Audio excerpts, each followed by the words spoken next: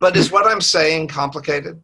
No, it's not. And especially in the way that it rolls up and reverse cascades into larger structures with the same fundamental mechanism of slight randomness and organizing, self-organizing and emergent properties. And by the way, we're talking about the bird becoming the flock of birds. And an emergent property is a mathematical term, but basically it's the mathematical term that explains what happens when a bird becomes a flock of birds. You have a bunch of individual birds that then start to act as a body, but then the body itself self down regulates into the bird themselves. So the big emergent property of the flock of birds then influences where the individual bird will turn. And you'll see this in flock of birds, you'll see this in school of fish, again in the ant colonies and what jobs they decide to play, all the way down to the slime mold. The individual amoeba in a slime mold will also have an emergent property of having an individual creature come together and act as a colony that benefits the individual creature, but it acts as a group. And each individual amoeba as a identical DNA will take on different roles in that colony and create an emergent property that then downregulates back into the colony itself, helping the individuals decide what they're going to do. Is that an accurate representation, Doc? Sure. It's exhausting, but yes. I think you can sum it up to the elegant relationship between the mutable and unmutable. Ooh, that's nice. Flappy noodles are wiggling. Yeah. but this is to some extent, this is where the wonder comes in. Right. You know, why is it that when you look up and you see a murmuration of starlings, it's breathtaking? Yeah. And that's one of the things that Jane, this artist I was working with, was very interested. You can have this sense of awe for the large scale, but she was also interested in talking to me about the cellular stuff, about having the same kind of response to the microscopic. So let's return to that, because that's where things, I think, where we get to.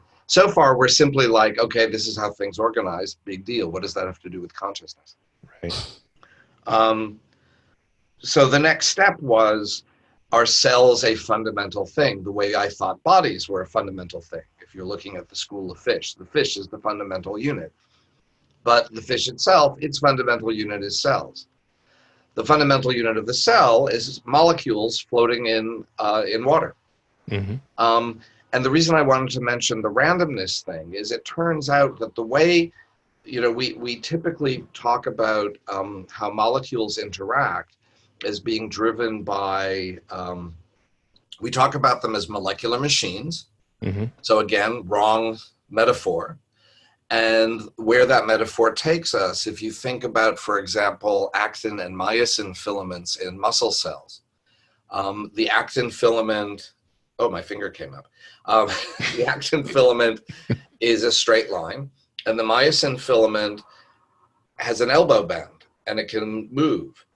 And when you bind ATP, an energy molecule that derives from stuff you ate, that provides the energy for the myosin filament to move, to walk across the actin filament, and all the filaments move past each other and the muscle contracts. That's how all our muscles move. And that's been the dominant model. But this guy named Toshio Yanagita in Japan started looking at individual pairs of molecules. All this was based on looking at tens of thousands of molecules moving, and you could get the thermodynamic averages, and this all made sense. But when you look at them as individual pairs, you have an actin filament, and then you put it in a water solution and a myosin filament, and he tagged that with a fluorescent tag so you could watch it live in the microscope. And so what you would expect by the standard model is that they would just sit there, and then you would add ATP, the energy molecule, and it would start to move. But that's not what happened. And so back up, one of the technical terms for this low-level randomness is quenched disorder, which I think is just great, because you'll see why in a moment. When he did this, he put this in, and then he put the myosin molecule in, and they bound, and then all of a sudden the myosin molecule starts bouncing all over the place, totally randomly. Einstein described Brownian motion. It's one of his fundamental papers, that the molecules of the water are pounding on that larger protein, the myosin, bouncing it around and around in movement. If you put dust on the surface of water in a glass, you'll see it moving. That's the same thing. So it turns out the movement is already there before you add the ATP. And when you add the ATP, suddenly that supplies the energy to quench the disorder into directional movement. So the energy that we get from eating isn't what drives our bodies. It's the kinetic energy of the water in which the molecules of your body are suspended. That's crazy. Right. And kinetic energy of water, that tells you what temperature it is. Right. That's why your body temperature is so important. Too cold, you have too little randomness in the system. You can't self-organize and you die. Too much, there's too much disorder in the system. You can't self-organize and you die. That's why body temperature is so important. That's amazing. That's really cool. Yeah. Yeah, okay. That's really cool. So now are molecules the fundamental thing? Well, they're just atoms that are self-organizing. So are atoms the fundamental thing? Well, Right. They're just subatomic particles that are self-organizing. Well, are those the fundamental thing? Well, they're just smaller subatomic particles. They both are and aren't. Right. Down the rabbit hole we go. That's exactly it. And that both are and aren't will take a complete switch now, because I'm also a Zen Buddhist practitioner. When Buddhism talks about about emptiness of inherent existence, that's a classic Buddhist phrase. What they mean is that whether something appears to be a reifiable thing that exists independent of anything else versus something that doesn't exist independent and in fact isn't a thing at all, this is exactly what they mean.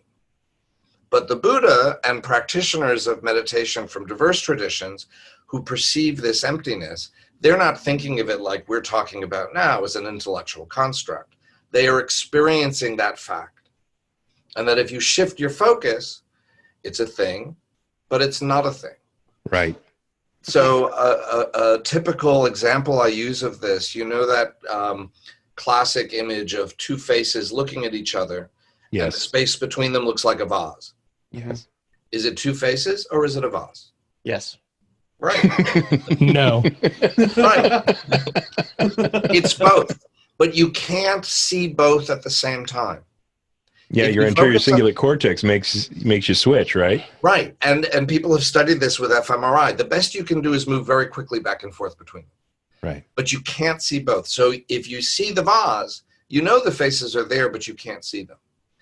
If you see the faces, you know the vase is there, but you can't see them. And a complete description of the image requires both. Right. So a collaborator of mine in the consciousness stuff, Minas Kafatos, I get to hang out with a quantum physicist and cosmologist, which is kind of awesome for a That's dope. 14-year-old nerdy boy still trapped in a libertologist body. Very good company. Yeah. So we talk about this as complementarity, like the quantum complementarity of light, light being both waves and particles. Right. It is both. But the experiment, the way you look, your perspective determines which one you'll see. Right. But both are the same. So now we're down into the quantum realm. And how about those tiniest things, quarks and such? Are they the smallest things? Well, physicists don't agree on what those smallest things are. Hold on. Not the hospital calling. Okay. I'm sometimes there's a liver that needs to be looked at. Yo. Yeah. Says the seal transplants. holding an alcoholic drink. Right. That gets me onto a whole other story with the New York Times. Never mind. So what physicists agree on, maybe they don't agree on what the smallest things are. One of the leading theories is strings, and that's what string theory is about. But there are other theories.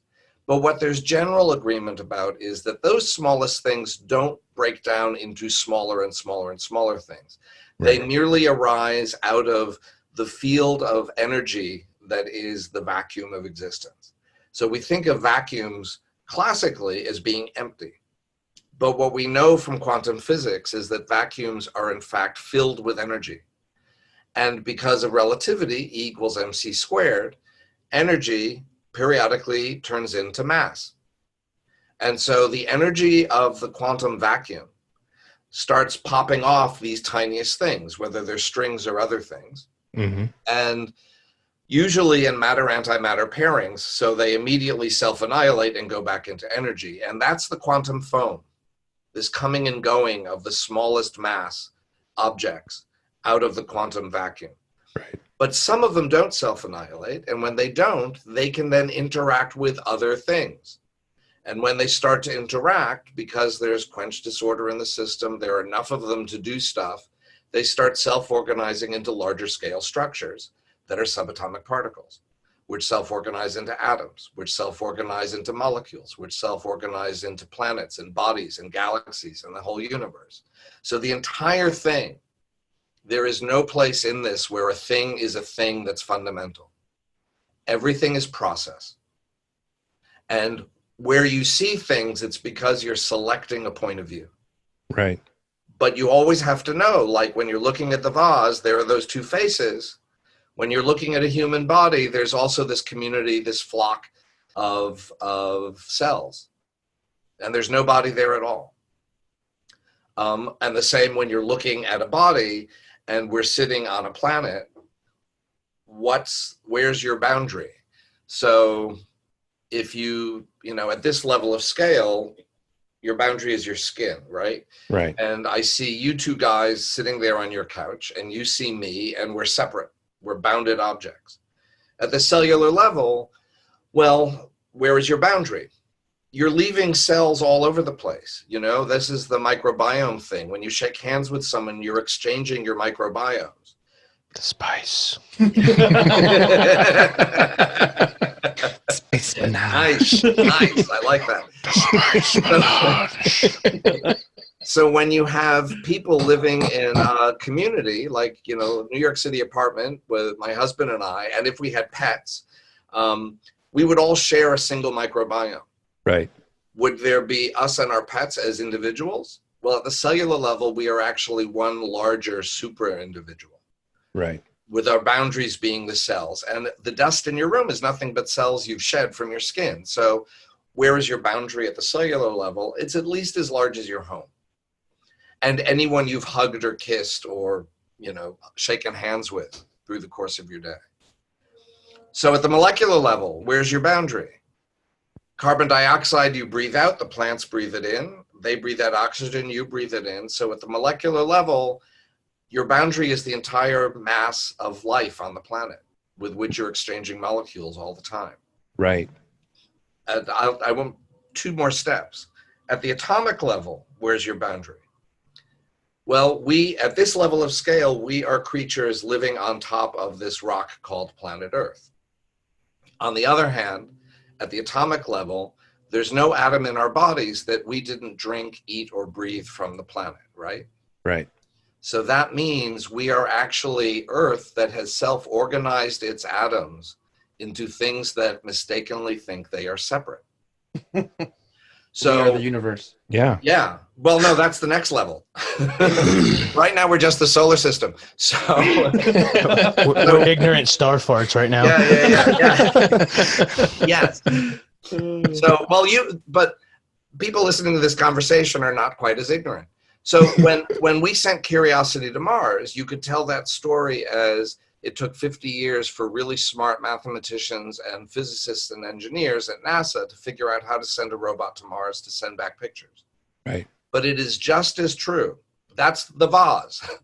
The two faces view is it took 3.5 billion years for Earth to figure out how to self-organize and be able to reach out and tap its neighbor Mars on the shoulder. I love that. And both things are true. Yeah. Yeah. I love that too. That's one of my favorites. Now down to the quantum realm. Well, in the quantum realm, where are your boundaries? There are no boundaries in the quantum realm. Non-locality. Every tiniest particle, its most distant extent is the fullness of the entire universe. So the universe, we often think about it as an empty box in which we exist, or a place.